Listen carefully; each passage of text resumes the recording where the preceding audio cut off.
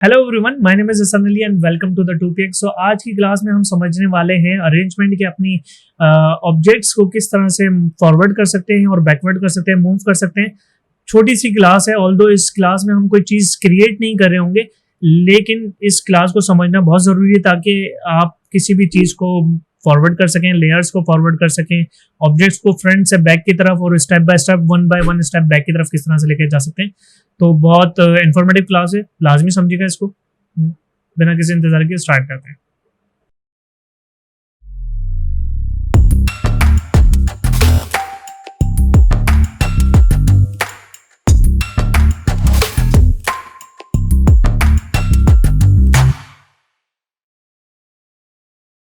आज की क्लास में हम थोड़ी सी अरेंजमेंट सीखने वाले हैं कि हम अपने ऑब्जेक्ट को किसी भी दूसरे ऑब्जेक्ट के पीछे या आगे कैसे ला सकते हैं। फॉर एग्जांपल, पहले अगर मैं चाहता हूं कि मेरा ट्राइंगल जो है वो सर्कल के पीछे चले जाए, या जो मेरा सर्कल है वो फॉरवर्ड की तरफ आ जाए, फ्रंट की तरफ आ जाए, या जो मेरा बॉक्स है ऑरेंज कलर का वो जो है वो बिल्कुल टॉप पर आ जाए, ठीक है।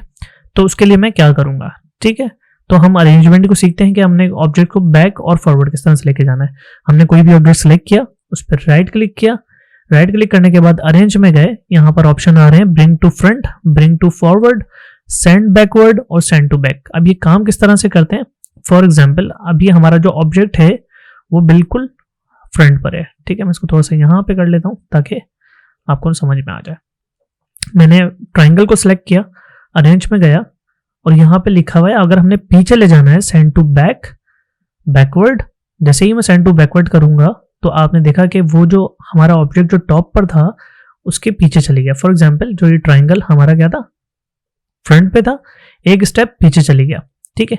साथ ही साथ उसकी शॉर्टकट की भी आ रही है यहाँ पर आपके पास। फॉर एग्जांपल, कमांड और ये जो बड़े ब्रैकेट होते हैं, जो कमांड और ये ब्रैकेट जो आ रहे हैं, इसके साथ आप शॉर्टकट की इसके थ्रू बैकवर्ड फॉरवर्ड कर देते हैं।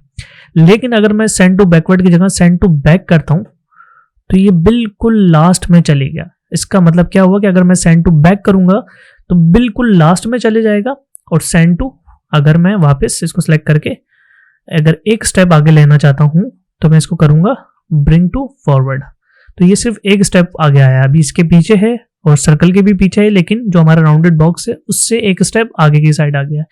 ठीक उसी तरह से शॉर्टकट यूज करते हैं, कंट्रोल और ब्रैकेट। अगर मैं राइट वाला ब्रैकेट यूज कर रहा हूं तो ये एक एक स्टेप करके आगे आ रहा है, और अगर मैं लेफ्ट वाला ब्रैकेट यूज कर रहा हूं तो ये एक एक करके पीछे की साइड जा रहा है। और शॉर्टकट की क्या है, अगर मैं कंट्रोल शिफ्ट या कमांड शिफ्ट प्रेस करके ब्रैकेट फ्रंट वाला यूज करता हूं, राइट वाला, तो ये टॉप पर आ जाएगा, और बिल्कुल बैक पे लेके जाना है तो ये बैक पे चले जाएगा, ठीक है। फॉर एग्जाम्पल, अगर इस बॉक्स को मैं इन दोनों के आगे लेकर आना चाहता हूं तो मैंने राइट क्लिक किया, अरेंज में गया और ब्रिंग टू फ्रंट कर दिया, तो इन दोनों ऑब्जेक्ट्स के बिल्कुल टॉप की साइड पर आ गया, ठीक है। यही चीज अगर मैं अपने सर्कल को आगे की साइड लेकर आना चाहता हूं, लेकिन वो भी एक स्टेप में चाहता हूं सिर्फ ट्राइंगल के आगे आए, मेरे बॉक्स के आगे ना आए, तो मैं राइट क्लिक करूंगा, अरेंज में जाऊंगा और ब्रिंग टू फॉरवर्ड कर दूंगा, तो ये सिर्फ एक स्टेप आगे आया है। इसी तरह से अगर आपके पास कोई बहुत सारे मल्टीपल ऑब्जेक्ट्स हों जिनके कलर चेंज हों तो आप उनको इस तरह से चेंज भी कर सकते हैं, ठीक है। अब मैं इस ऑब्जेक्ट को बिल्कुल बैक पे लेके जाना चाहता हूं, कंट्रोल शिफ्ट लेफ्ट वाला ब्रैकेट और राइट वाला ब्रैकेट करूंगा तो बिल्कुल टॉप की साइड पे आ जाएगा, ठीक हो गया।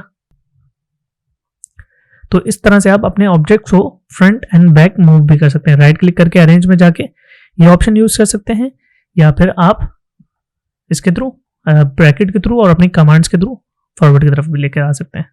अब मैंने क्या करना है, अभी तो हमारे ये बैक और फॉरवर्ड की तरफ हो रहे हैं, अब हम क्या करेंगे, इनकी एक नई लेयर बनाते हैं और इनको अलग अलग लेयर पे मूव कर देते हैं। फॉर एग्जांपल, मैंने इस लेयर पे मूव कर दिया, तो अगर आप देख रहे होंगे इसमें कलर में नजर आ रहा है, ठीक है। अब क्या है कि अगर मैं इसको बैक करने की कोशिश करूंगा या ब्रिंग टू जो है वो बैकवर्ड या बैक लेके जाऊंगा सेंड टू बैक, तो ये बिल्कुल भी नहीं जाएगा। वो क्यों? क्योंकि हमारी जो ऑब्जेक्ट है वो जो लेयर के बिल्कुल अप वाली साइड पर है, तो इसलिए ये चीजें इस तरह से मूव नहीं होंगी। तो अगर आपका कोई ऑब्जेक्ट है वो जो मूव नहीं हो रहा, पीछे की साइड नहीं जा रहा, तो आपको चेक करना है कि आपके लेयर्स पैनल में जाके वापस विंडो में जाके यहाँ पे लेयर पैनल को ऑन करेंगे तो यहाँ पे लेयर्स आ जाएंगी। तो यहाँ पर ये आके देखना है कि ऐसा तो नहीं कि वो आपका ऑब्जेक्ट किसी डिफरेंट लेयर पे पड़ा हो। तो क्या होगा कि जो सेंड टू बैक और वाली जो चीज है ना, वो आपकी सिर्फ उसी वक्त काम करेगी जब आपकी एक ही लेयर पे सारी चीजें हों, ठीक हो गया। अब अगर मैं इधर मूव करूंगा, सेंड टू बैक करूंगा या सेंड टू बैकवर्ड करूंगा, तो ये यहाँ पर अप्लाई हो जाएगा क्योंकि ये तीनों ऑब्जेक्ट सिर्फ इस लेयर 1 में पड़े हैं और ये इकलौता एक ऑब्जेक्ट है जो हमारे उस पर पड़ा है। अब इस ऑब्जेक्ट को मैं बैक पे ले जाना चाहता हूं, तो मैं क्या करूं, तो मैं सिर्फ सिंपली इसको उठा के इस लेयर के पीछे कर दूंगा, तो ये इस लेयर के पीछे चले जाएगा। लेकिन ऐसा नहीं हो सकता कि ये इस ऑब्जेक्ट के पीछे आ जाए। या तो मेरे पास एक तरीका है कि मैं इस ऑब्जेक्ट को रख के दूसरे ऑब्जेक्ट उसमें लेके जाऊं और यहाँ पे कंट्रोल बी प्रेस करूं और इस लेयर को पीछे कर दूं, तो ये बैकवर्ड पे जा सकता है। वरना कोई और रीजन नहीं है, या तो फिर मैं इस ऑब्जेक्ट को इस लेयर में ऐड कर दूंगा, तो फिर मैं इसको सेंड टू बैकवर्ड कर सकता हूँ क्योंकि अब ये एक ही लेयर पे आ गए हैं। ठीक है, तो उम्मीद करता हूँ कि ये वीडियो आपको पसंद आई होगी, और अगर ये वीडियो पसंद आई है तो लाइक भी कर लें, शेयर भी कर लें, सब्सक्राइब भी कर लें और बेल आइकन जरूर प्रेस कर लीजिए ताकि मेरी अपकमिंग वीडियोस का नोटिफिकेशन आपको टाइम पे मिलता रहे। मिलते हैं नेक्स्ट वीडियो में, अपना ख्याल कीजिएगा। अल्लाह हाफिज़।